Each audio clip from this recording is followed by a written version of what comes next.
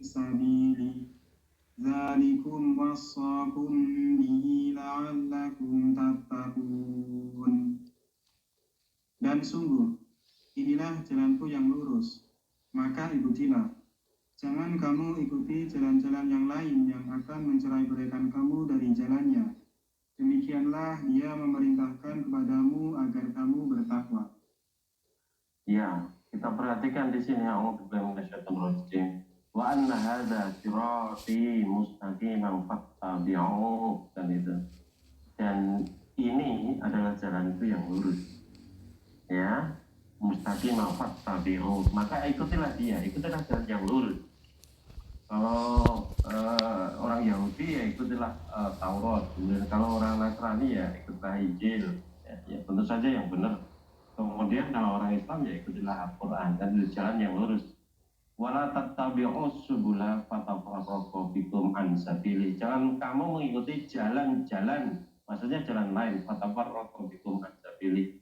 Yang jalan itu akan mencerai-beraikan kamu ya dari jalannya, dari jalan Allah kan itu.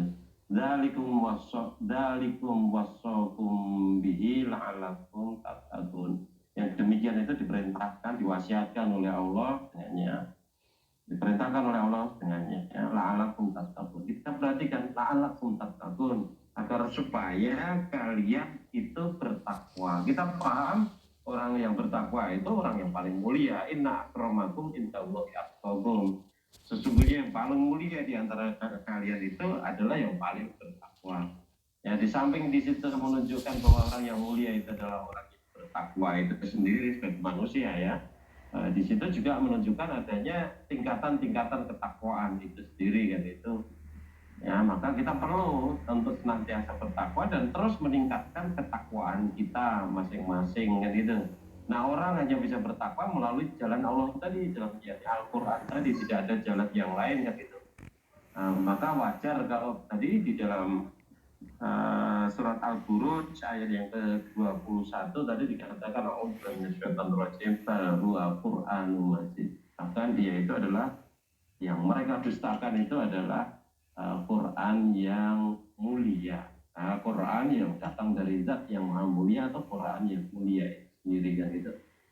Jadi kalau kita sudah paham bahwa apa yang disediakan Allah, yang ditunjukkan oleh Allah, yang diajarkan oleh Rasulullah kepada kita semuanya, yakni Al-Quran itu sendiri adalah jalan kemuliaan dan tidak ada pilihan lain kecuali itu, ya maka kita lakukan saja. Artinya karena memang tidak ada jalan lain, ya sudah jalan itu aja kan itu. Justru malah menjadi kemudahan bagi orang-orang yang beriman ini karena sudah tahu jalannya yaitu saja. Nggak perlu kita ceker-ceker ke tempat yang lain, gresek-gresek ke tempat lain, gresek-gresek jalan lain atau kitab-kitab lain atau buku-buku lain dan sebagainya. Nggak perlu. Quran itu saja kan gitu. Ya, maka pernah saya sampaikan di sini dan juga disampaikan oleh banyak guru daerah yang lain. Dulu sampai pada saat tertentu di Majelis Tahsil Al-Quran ini oleh Al-Ustaz Abdullah Tufail Saputra Allahumma tahu dilarang untuk membaca buku-buku apapun dibaca, dilarang untuk dibaca gitu loh. Tentu saja agar supaya otak kita, benak kita, memori kita yang masuk ke dalamnya, data yang masuk ke memori yang ada di dalam otak kita itu adalah Al-Quran, agar Al-Quran itu menjadi rujukan kebenaran. Jadi apapun yang terjadi di luar, perkataan orang sehebat apapun yang berbicara, apakah itu kepala KUA atau menteri agama atau gubernur sampai presiden sekalipun, itu nanti bisa diterap, diuji, dievaluasi ya dengan bank data yang ada di dalam otak kita, yakni Al-Quran itu kan itu. Ya, kita bisa memberikan penilaian dalam konteks itu, kita bisa melakukan evaluasi dalam konteks itu. Artinya yang cocok dengan kebenaran, yang cocok dengan Al-Quran berarti benar. Kalau tidak cocok, tidak sesuai dengan Al-Quran berarti salah. Sesimpel itu Allah mengajarkan kepada kita. Pahami betul bahwa yang namanya mengevaluasi itu hakikatnya kan mengukur itu maksudnya adalah membandingkan sesuatu dengan alat ukur kan itu. Nah, kalau kita mau ukur panjangnya meja, lebarnya meja, tentu saja kita bandingkan panjangnya meja dan lebarnya meja tadi dengan meteran standar, tentu saja yang benar itu. Nah, begitu juga apa yang kita lihat, apa yang kita dengar, apa yang kita baca, baik melalui buku maupun melalui internet dan sebagainya itu juga bisa kita ukur kebenarannya, bisa kita evaluasi kebenarannya. Ya, cocokkan dengan Quran. Kalau cocok dengan Quran, benar, boleh kita ikuti. Kalau kemudian bertentangan dengan Al-Quran, salah, berarti harus kita tentang. Ya, dan justru seharusnya orang-orang beriman itu saling tolong menolong satu dengan yang lain, bahu membahu satu dengan yang lain, menghimpun kekuatan untuk menentang kebatilan itu sendiri. Bukan yang terjadi seperti sekarang ini, satu saling menggerogoti yang lain, satu saling melemahkan yang lain. Ya, apalagi sebentar lagi ini masuk fase kampanye ini, mudah sekali bagi umat Islam itu kemudian untuk dipecah belah. Ya, maka kita perlu waspada dan itu. Ya, partai-partai yang berbasis agama, berbasis pemilihnya agama dan konstituennya orang-orang Islam dan sebagainya itu semakin sekarang ini semakin kendor, semakin loyo. Justru yang bangkit itu partai-partai yang memang dibuat ya oleh para oligarki, oleh para pengusaha-pengusaha kaya yang banyak di antara mereka itu sebenarnya tidak peduli dengan agama atau dengan kesejahteraan masyarakat. Gombal ya, mereka perjuangkan itu bisnisnya, mengembangkan bisnisnya, kesejahteraan dirinya, keluarganya dan sebagainya. Ya, maka kemudian dirikan partai, anggota keluarganya dari anaknya, istrinya, itunya semuanya nyalek semuanya. Akhirnya nanti menguasai DPR kalau orang pemilihnya itu bodoh-bodoh itu. Ya, tidak mudeng mana yang baik, mana yang buruk, mana yang sebaiknya didukung dan mana sebaiknya perlu dipangkas dan sebagainya. Masih tidak mudeng warga kita ini kan itu.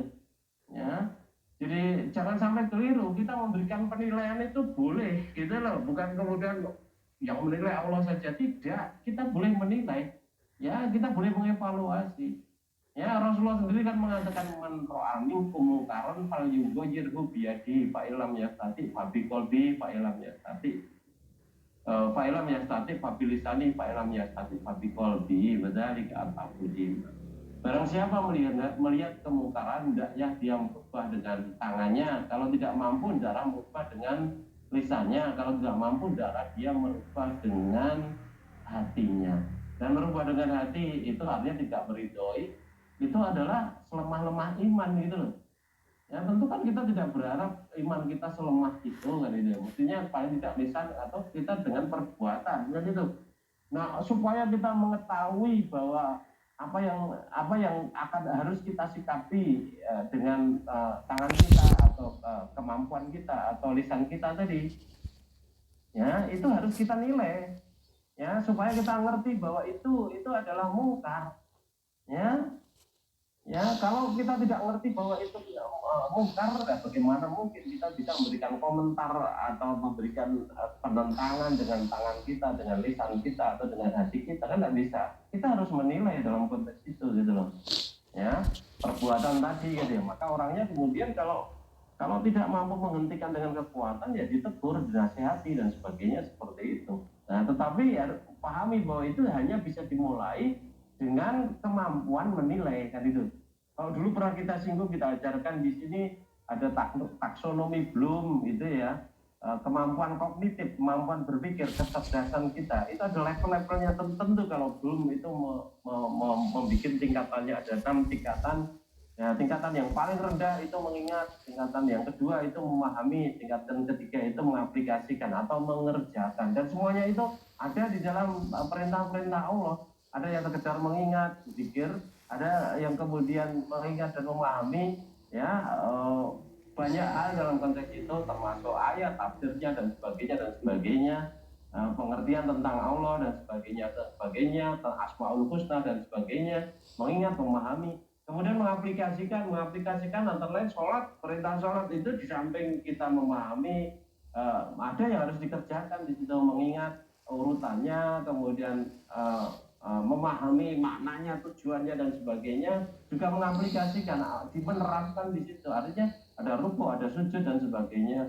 dan bahkan nanti masuk ke tujuannya supaya kita tanha anil fahsya wal munkar dan sebagainya itu mencapai sana. Kemudian berikutnya mengevaluasi, berikutnya adalah menganalisis itu adalah kemampuan untuk memilah-milah satu persoalan menjadi bagian-bagian kecil. Kemudian kita mampu melihat hubungan antara bagian satu dengan yang lainnya. Di atas memahami, di atas mengevaluasi itu ada, di atas analisis itu ada evaluasi. Ya, evaluasi artinya kita membandingkan sesuatu dengan kebenaran standar. Kebenaran standar kita adalah Quran. Maka perbuatan atau ucapan atau tulisan orang itu baru bisa kita katakan sebagai mungkar kalau memang bertentangan dengan Al-Quran. Nah, ya, maka kita harus menilai dalam konteks itu. Ya, bahkan kemudian sampai tingkat tidak hanya tingkat mengevaluasi, tetapi sampai tingkat mencipta. Nah, para kiai, para ulama dulu yang berjuang untuk kemerdekaan bangsa ini, ada yang membentuk Budi Utomo, ada yang membentuk Muhammadiyah, ada yang membentuk Nahdlatul Ulama dan sebagainya. Itu merupakan ijtihad mereka, itu merupakan kemampuan mereka mencipta satu mekanisme untuk berjuang dan sebagainya. Sekarang di masa COVID kemarin itu, di masa online sekarang ini banyak lembaga-lembaga, yayasan-yayasan yang mereka itu menghimpun dana online ya melalui WA disebarkan kepada para dermawan dan sebagainya melalui situs resmi, website, melalui Facebook dan sebagainya. Zaman Rasulullah tidak ada. Nah, itu kemampuan kita diperlukan untuk menghimpun dana seperti itu. Sebelum sebelum ada online seperti ini juga ada dulu orang-orang yang mereka itu menitipkan kotak-kotak infak ke toko-toko yang laris dan sebagainya supaya sebagian dari customernya memberikan sumbangan ke masjid, yatim piatu dan sebagainya. Itu juga kreativitas mereka, kemampuan mereka mencipta mekanisme untuk menghimpun dana, kan gitu. Nah, mereka hanya membantu menyalurkan dana saja, mengelola dana saja, tingkatannya sampai seperti itu saja.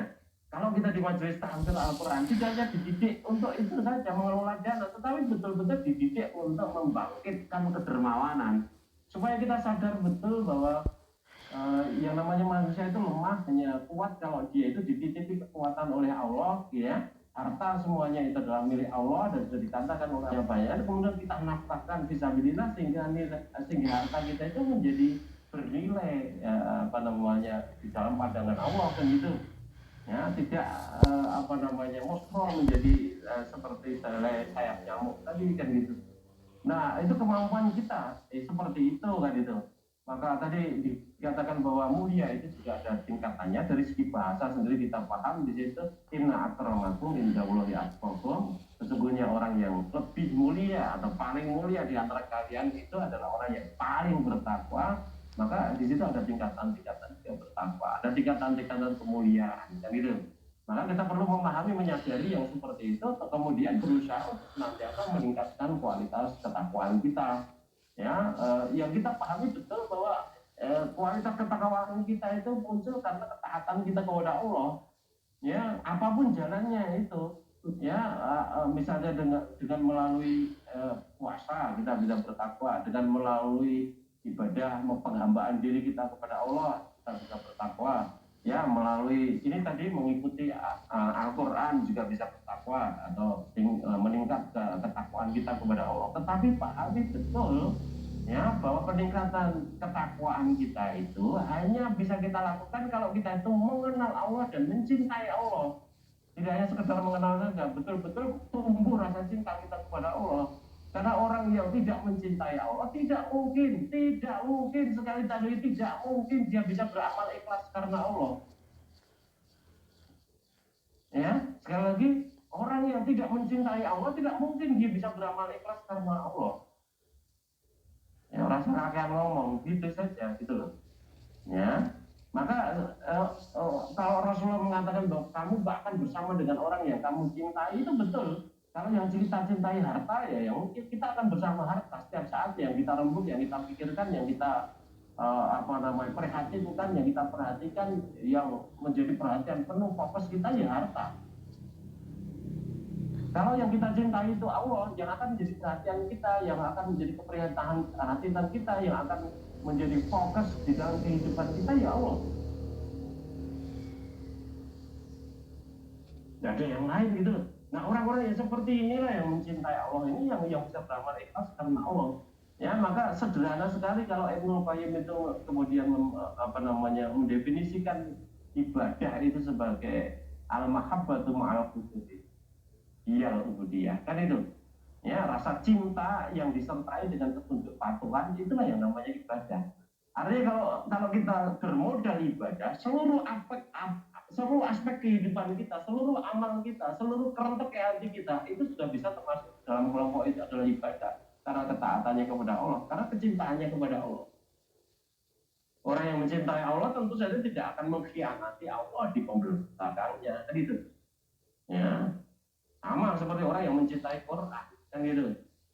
Ya, mungkin sekarang ini yang cinta kepada timnas U20 mungkin bisa dia mangkel hatinya kepada wasit yang curang dan sebagainya. Yang cinta kepada timnas U23 yang kalah di AFF kemarin itu mungkin di hatinya ada gelo sekali, harapannya betul-betul menang menjadi juara. Nah itulah orang yang cinta itu seperti itu. Ya, orang yang cinta kepada Allah tentu saja akan gelo sekali, kecewa sekali kalau kemudian Allah itu dikecewakan oleh siapapun yang berada di sekitar kita, dan kita juga tidak akan mengecewakan Allah kalau kita itu termasuk orang yang mencintai Allah tadi itu. Ya, maka tidak perlu bicara tauhid kalau memang betul-betul tidak ada upaya betul-betul untuk mengenal sehingga tumbuh rasa cinta kita kepada Allah. Tidak ada gunanya kan gitu. Ya, belajar apapun tentu saja terkait dengan tauhid ini arahnya adalah untuk membangun pengenalan kita kepada Allah, dan diharapkan dengan mengenal Allah kita akan tumbuh rasa cinta kita kepada Allah, dan cinta kita itulah yang mewarnai kehidupan sehari-hari kita, cinta kita kepada Allah. Dan seperti kata Rasul tadi, ya kita akan bersama dengan yang kita cintai. Kalau yang kita cintai adalah Allah, ya kita akan bersama-sama dengan Allah, nanti ketemu Allah di surga dan sebagainya. Ya, karena memang dalam keseharian kehidupan kita akan diwarnai oleh itu.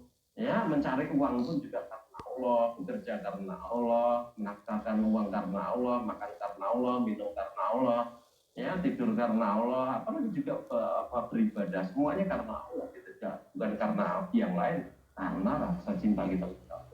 Nah, kalau belum tumbuh yang seperti itu menjadi keprihatinan kita semuanya. Kita berusaha sungguh-sungguh untuk bisa menumbuhkan rasa cinta kita kepada Allah tadi. Nggak ada yang lebih utama kecuali kecintaan kita kepada Allah tadi. Yang ini jarang sekali dibahas dalam konteks ini di dalam kajian-kajian kan itu. Ya, Rasulullah sendiri sudah memberikan pelajaran kepada kita selama 13 tahun penuh di Mekah itu betul-betul yang digembleng adalah tauhidnya. Hukum-hukum yang terkait muamalah, ibadah, macam-macam itu ya menyusul turunnya kemudian. Karena kalau memang sudah mengenal Allah, mencintai Allah, syariat itu menjadi mudah, menjadi enteng. Ya, orang yang hidup di zaman sekarang ini yang kemudian dia terekspos dengan berbagai macam syariah itu sendiri kadang menjadi bingung kalau tidak dilandasi dengan rasa cinta kepada Allah, tauhid yang kuat dan itu. Jadi tauhid atau akidah kita yang kuat itu dijaga melalui pengamalan dari syariat itu sendiri kan gitu. Tetapi jangan dilanjutkan ya. Kita maaf ada yang bocor itu. Pak bagian voice-nya bisa di-off-kan? Sudah stop. Ya, jadi sampai gimana tadi? Iya, sekali lagi kalau kita mencintai Allah, kita mengenal Allah, dan tumbuh rasa cinta kita kepada Allah. Ya, akidah kita seperti itu, pokok seperti itu, tauhid kita seperti itu, tidak ada yang kita utamakan selain Allah seperti itu. Maka kemudian melaksanakan syariat dalam bentuk apapun itu akan menjadi amat sangat mudah, kan itu. Nah, karena sekarang itu lebih sering terekspos syariat daripada akidahnya itu sendiri. Ya, syariat daripada akidahnya itu sendiri. Banyak orang yang kemudian tidak mampu melihat prioritasnya mana.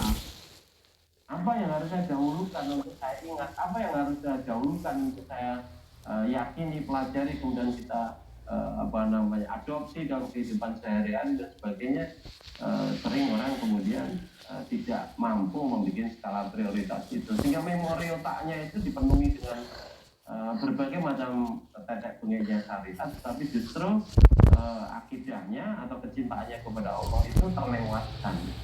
Dia merasa bahwa dirinya sudah mukmin, dia merasa dirinya sudah Islam, ya dengan berbagai macam teriakan, Islam bersatu tak bisa dikalahkan, tetapi tidak paham yang seharusnya diupayakan itu adalah bersatu. Tidak paham kalau umat Islam itu hanya bisa bersatu dengan tauhid. Tidak paham bahwa umat Islam itu hanya bisa bersatu dengan Quran Sunnah dan gitu. Ya, banyak teriak-teriak di mana-mana, tetapi tidak ada gunanya teriakan itu, tidak menambah kekuatan Islam, tidak menambah tergetarnya hati musuh dan sebagainya, tidak sama sekali gitu. Ya, karena memang betul-betul persatuan itu saat ini seolah-olah bagi umat Islam itu menjadi sesuatu yang mustahil gitu loh. Ya, karena memang keadaan kita masih seperti ini, masih banyak yang menilai bid'ah menjadi sunnah menjadi bid'ah, banyak sekali yang keliru menilai seharusnya saudara seharusnya kawan dijadikan lawan, seharusnya lawan malah dijadikan kawan. Rancu sekali kehidupan umat Islam saat ini. Maka saya katakan bahwa sesuatu yang amat sangat mustahil sekarang ini untuk melihat persatuan Islam ya dalam waktu yang pendek, ya padahal persatuan itu amat sangat diperlukan pada masa sekarang ini, di saat bangsa ini betul-betul membutuhkan kepemimpinan yang kokoh, kuat di dalam memegang prinsip, memegang agama, ya kokoh di dalam memperjuangkan untuk kepentingan rakyat, yang tentu saja harus dilacak rekam jejaknya dan sebagainya, dipelajari sejarahnya dan sebagainya. Nah, tetapi banyak tertipu hanya karena 100.000 rupiah dikasih amplop untuk transport atau dikasih sembako dan sebagainya. Kemudian inilah pemimpin yang baik, padahal dia menyuap kamu sebenarnya, kan gitu. Ya, maka saya berharap sekali umat Islam itu betul-betul bisa melek, ya bisa paham apa yang seharusnya dia lakukan menurut Allah dan menurut Rasulnya, kan itu. Tidak asal hidup, tidak asal memenuhi kepentingan jangka pendek, tetapi mengorbankan kepentingan bangsa dan negara ini secara keseluruhan, kan gitu. Ya, kita bisa menyaksikan betapa banyaknya kasus-kasus korupsi, penyalahgunaan wewenang, kekuasaan dan sebagainya yang akhirnya sekarang terungkap dan sebagainya. Dan boleh jadi itu hanya merupakan puncak gunung es, ya, yang sebenarnya persoalan di bawahnya yang terpendam, yang belum terungkap itu jauh amat sangat besar dan luas dibanding dengan yang sudah nampak sekarang ini. Alhamdulillah. Yang tentu saja semuanya itu tidak akan bisa terselesaikan kecuali kembali, ya, menyelesaikannya dengan tauhid. Dan itu pada saat Pak Presiden Jokowi awal-awal berkuasa 2014 ya, mencanangkan tentang revolusi mental gitu ya. Tentu saja banyak umat Islam yang menyambut bahagia karena program itu. Tetapi ternyata tidak ada apa-apanya. Ya, tidak terbukti bahwa terjadi revolusi mental. Evolusi pun tidak terjadi. Ya, bahkan mungkin malah degradasi moral itu terjadi di mana-mana. Jam 10 tahun terakhir ini, alhamdulillah. Ya, anak-anak muda kita yang kecanduan narkoba semakin banyak, yang kecanduan minuman keras juga semakin mengecil usianya, ya, yang mereka hamil tanpa nikah juga semakin mengecil, SMP sudah melahirkan dan sebagainya. Alhamdulillah, terus ya, karena tidak kembali kepada Quran.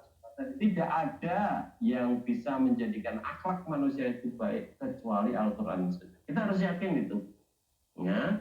Nah, kalau tidak melalui jalan kemuliaan jadi Al-Quran tadi, tidak mungkin kita akan mendapatkan kemuliaan. Ya, revolusi dicanangkan sehebat apapun tidak.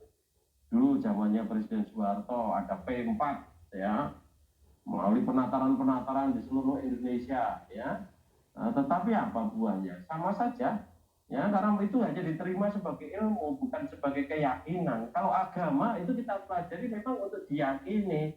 Nah, tetapi kalau penataran P4 atau training apapun yang terkait dengan revolusi mental itu, apalagi yang dilakukan oleh aparat-aparat negara itu, ya kita pesimis itu bisa membuahkan hasil positif terkait dengan perubahan keyakinan kan itu, ya hanya diterima sebagai ilmu saja kan gitu. Nah begitu juga lembaga-lembaga resmi, apakah itu sekolah SD, SMP, SMA, perguruan tinggi atau pondok pesantren dan sebagainya, karena di sana program yang utama itu adalah transfer ilmu, maka tidak akan merubah akhlak sama sekali. Karena yang diutamakan adalah itu. Anak itu dinilai lulus bukan karena akhlaknya yang baik, anak dinilai lulus karena ujiannya lulus, mampu menyelesaikan soal-soal ujian. Ya, apakah dia nanti diberi kualifikasi ijazah setara dengan SMP, setara dengan SMA atau apapun itu ijazahnya, ya mereka itu hanya menilai berdasarkan kemampuan mereka menyelesaikan persoalan-persoalan yang disodorkan ketika ujian itu, bukan karena akhlaknya, bukan karena perjuangannya fisabilillah, bukan karena kesungguhannya dan kesuksesannya di dalam berdakwah dan di dalam mengamalkan Quran Sunnah, tidak sama sekali. Ya, maka kita pesimis betul-betul. Tidak bisa bersandar perbaikan akhlak itu melalui lembaga-lembaga formal, maksudnya sekolahan maupun pondok pesantren. Nauzubillah. Ya, yang bisa memang sebenarnya justru malah pembinaan secara kelompok, pembinaan secara intensif melalui kajian-kajian seperti ini. Itu yang akan merupakan akhlak tadi itu. Karena di situ akan terjadi getok tular, akan menulari, akan mempengaruhi satu dengan yang lain, akan muncul role model dari orang ini, orang itu dan sebagainya. Akan dibiasakan untuk fisabilillah, biasakan dalam beramal, biasakan di dalam beribadah, biasakan untuk berpuasa sunnah, beramal sesuai dengan Quran sunnah dan sebagainya. Pembiasaan beramal seperti itulah yang kemudian akan menumbuhkan akidah yang semakin kuat gitu loh. Kalau biasanya kita bicara tentang apa namanya, tak kenal maka tak sayang, maka dari itu untuk agar muncul rasa sayang, rasa cinta kita kepada seseorang atau sesuatu, maka kita perlu mengenalnya melalui ilmu. Maka kita juga mengenal Witing Tresno Jalaran Soko Kulino. Artinya tumbuhnya rasa cinta itu karena pembiasaan kita. Kalau kita biasakan untuk beramal seperti amal-amal yang disukai oleh Allah, amal-amal yang diridhoi oleh Allah, ya kita akhirnya menjadi semakin dekat kepada Allah. Karena dekatnya kepada Allah, ya akhirnya tumbuh rasa cintanya kita kepada Allah kalau kita konsisten seperti itu. Ya, jadi ada dua cara yang sudah sering kita pelajari bersama di sini untuk menumbuhkan rasa cinta kita kepada Allah. Pertama melalui ilmu, ya dengan cara belajar tadi mengenal Allah, belajar mengenal Allah. Kemudian yang kedua melalui amal, yaitu dengan pembiasaan melakukan amal-amal ibadah yang betul-betul mengundang ridho Allah, betul-betul dicintai oleh Allah kan itu. Ya, maka jangan sekali kita beranjak dari apa namanya surat Ali Imran ayat ke-31 itu, ya. A'udzubillahi minasyaitonirrajim. Qul in kuntum tuhibbunallah fattabi'uni yuhibbukumullah wa yaghfir lakum dzunubakum wallahu ghafurur rahim. Qul, katakan wahai Muhammad, in kuntum tuhibbunallah, katakan wahai Muhammad kepada para sahabatmu, katakan wahai Muhammad kepada orang-orang yang beriman, in kuntum tuhibbunallah, jika kalian mencintai Allah, fattabi'uni, maka ikutilah aku. Ada syarat di situ, syarat utama di situ untuk mengikuti Rasul, melaksanakan syariatnya Rasul, yaitu tuhibbunallah, kamu mencintai Allah, kalian mencintai Allah. Kalau kalian tidak mencintai Allah, meskipun kalian beramal seperti amalnya Rasul, ya mungkin saja tentu saja tidak akan dinilai apa-apa oleh Allah kan gitu. Ya, sama-sama orang sholat 2 rakaat di masjid sunnah, ya satu dapat pahala, mungkin satu dapat dosa. Ya, yang satu dapat pahala karena ikhlas karena Allah, karena kecintaannya kepada Allah tadi, in kuntum tuhibbunallah tadi. Ya, yang satu karena riaknya, berharap pujian dari calon mertuanya, mendapat pujian dari orang-orang muridnya mungkin dan sebagainya, santrinya mungkin dan sebagainya, setiap bacaannya dibikin panjang-panjang dan sebagainya, dapatnya dosa, bahkan riya, bahkan syirik yang menghapus seluruh amal. Alhamdulillah.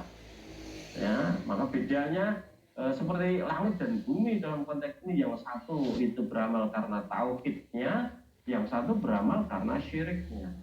Ya, naudzubillah.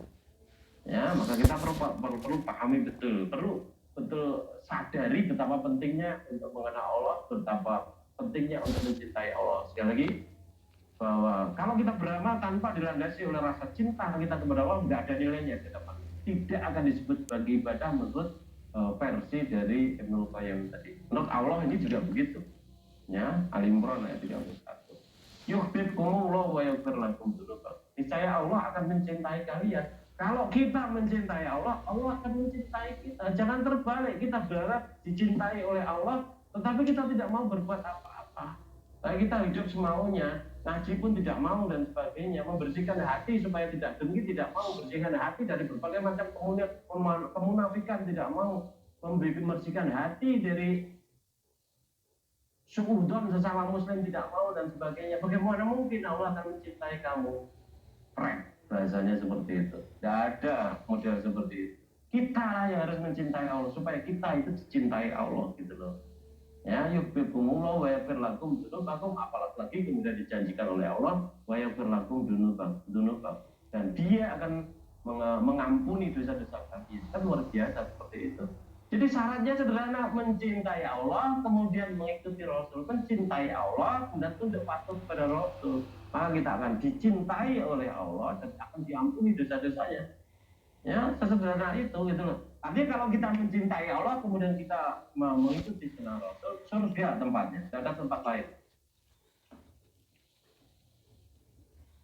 Dijamin oleh Allah yang seperti itu, kan gitu. Ya, kita ngerti dari hadisnya Rasulullah sendiri mengatakan kullu ummati yadkhulunal jannata illa man aba. Semua umatku akan masuk surga kecuali orang yang tidak mau.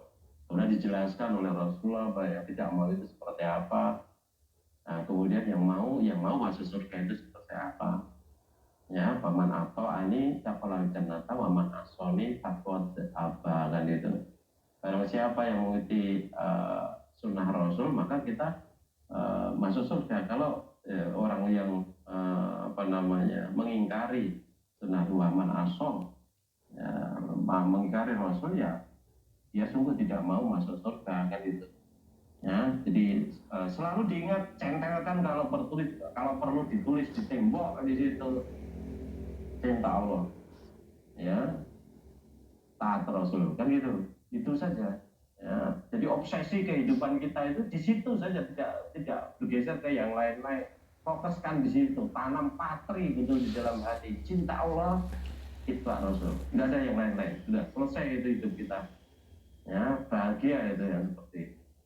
Ya, apapun yang terjadi pada dirinya, apakah dia melarat atau dia ditimpa musibah atau dia dikucilkan orang seluruh Indonesia atau apapun, tidak ada masalah. Ya, jadi sudah kenikmatan yang tertinggi itu, tidak ada yang lain-lain. Ya. Nah, kenikmatan yang tertinggi itu tidak ada yang lain-lain, dan itulah posisi kemuliaan dari hamba Allah, ya, di hadapan Allah, ya seperti itu. Ya, maka jalan yang betul-betul terang benderang itu sudah terbentang di depan kita. Ya, selain itu adalah jalan yang menyesatkan, maka tidak perlu memikirkan jalan-jalan yang lain. Fokus kita adalah jalan yang terang benderang itu, kita ikuti jejaknya. Ya, kita laksanakan seperti apa yang dikehendaki oleh Allah dan Rasulnya. Nah, mudah-mudahan ya selamat di dunia wal akhirah. Begitu Mas, mudah-mudahan bisa kita pahami, bisa kita ambil pelajaran dari nama Allah Al-Majid. Ya, kalau kita ada sedikit beda antara Al-Majid dengan Al-Majid. Jadi